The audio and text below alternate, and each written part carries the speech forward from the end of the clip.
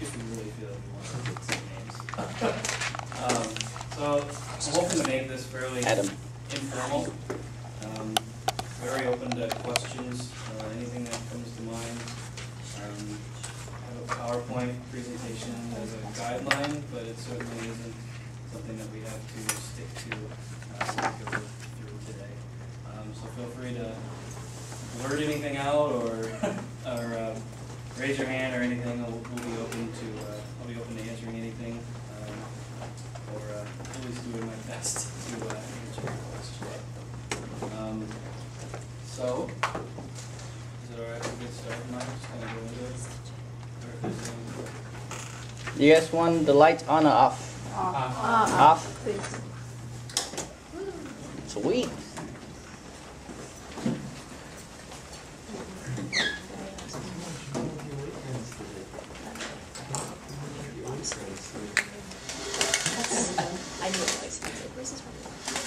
Very good. Okay. So I am a graduate of culinology, and so this is just one viewpoint of how culinology, my experience with culinology can fit in one aspect of professional. Okay. So before I get started, I'll again introduce myself. I'm 25. I live in Minneapolis. I'm lucky to be married to another culinology graduate. My wife is Rachel, and she was the 8th graduate, and I'm the 9th. Went to UNL, University of Nebraska at Lincoln. So I'm a diehard Husker fan. And my current food right now is anything barbecue. Corn, vegetables, or meats, whatever. Love it. So, when you say barbecue, you mean put it on the grill, or do you mean barbecue like with the sauce? And... either. Okay. But more with the sauce. Okay. Grilled and barbecue. Okay. So my education background, I got my culinary arts and management degree at Metropolitan Community College, which is where I started my faithful journey with Mike. And poor guy. yeah, I'm gonna tear up a little bit. So I had 2 years at Metropolitan Community College, and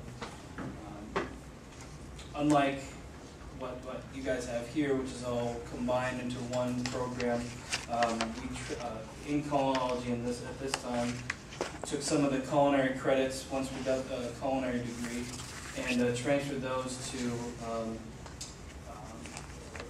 culinology option program at the University of Nebraska, and then I spent another year and a half at UNL to get my bachelor's of nutrition and dietetics with a culinology option.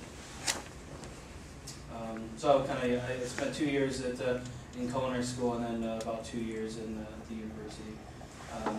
As I said, I was the 9th graduate of culinology, and so after graduating from the bachelor program, I moved into my current working professional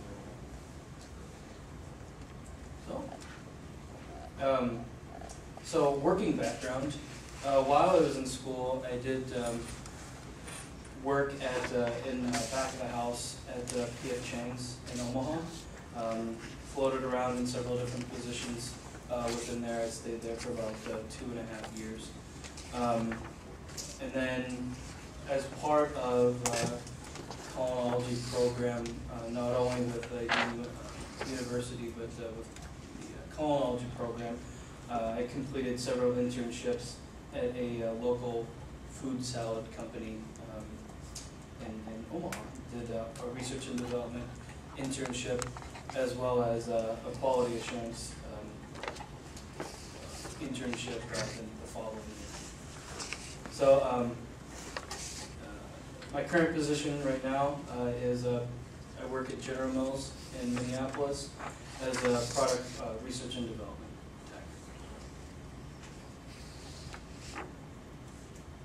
Any questions so far?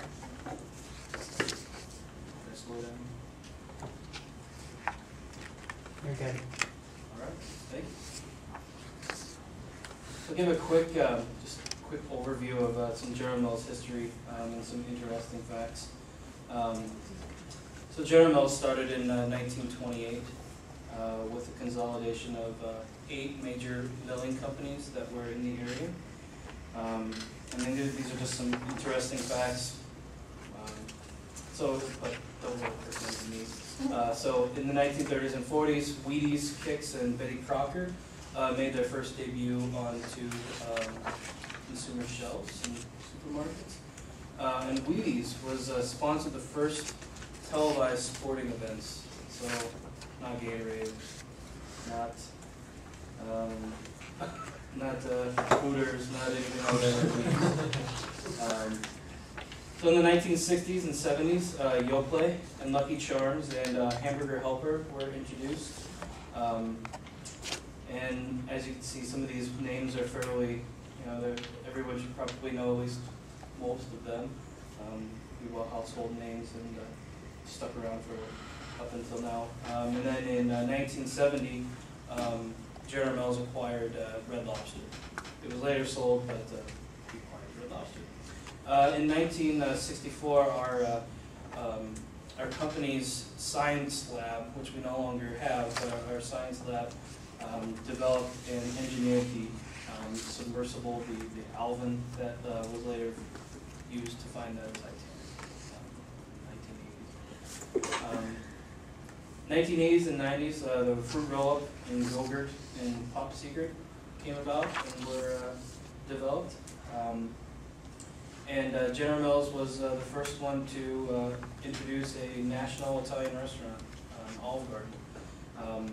And Olive Garden, as well as Red Lobster, were spun off to a different company in Garden in the late 90s. So presently, our primary focus is food processing and food development. We no longer explore like the science submersible stuff. We don't have any restaurants. We do work with outside restaurants like Burger King and McDonald's and several fast food restaurant chains to implement some of their things that they offer on their menu. In 2001, General Mills acquired Pillsbury. So at that point, we Progresso, Totino's, Old El Paso, Green Giant, and all of the Pillsbury yummy cookies were now under the General Mills umbrella. And presently, we are the 6th largest food company in the world.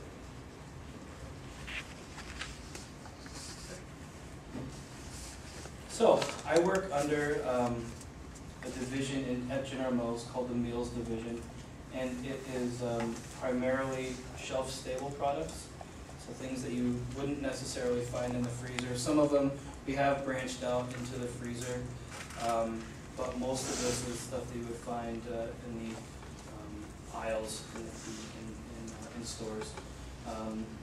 So specifically, our brands that my division covers are Betty Crocker sides. So not the cake and frosting and fun stuff, but the potatoes, the Suddenly salad, Bon Appetits, and the Bacos. Also Progresso soups, Hamburger Helper, and that also includes tuna and chicken and helpers. Old El Paso, Green Giant, and the newly launched Wan Chai Ferry, the Chinese food brand. As a food research and development person, along with other R&D people at General Mills, our primary our focus is obviously food development. So that means benchtop formulation or lab work, and testing in our facility in Minneapolis. We have a small scale plant, which we call a pilot plant, and then so we test some of our products there before going to our larger plants throughout the country.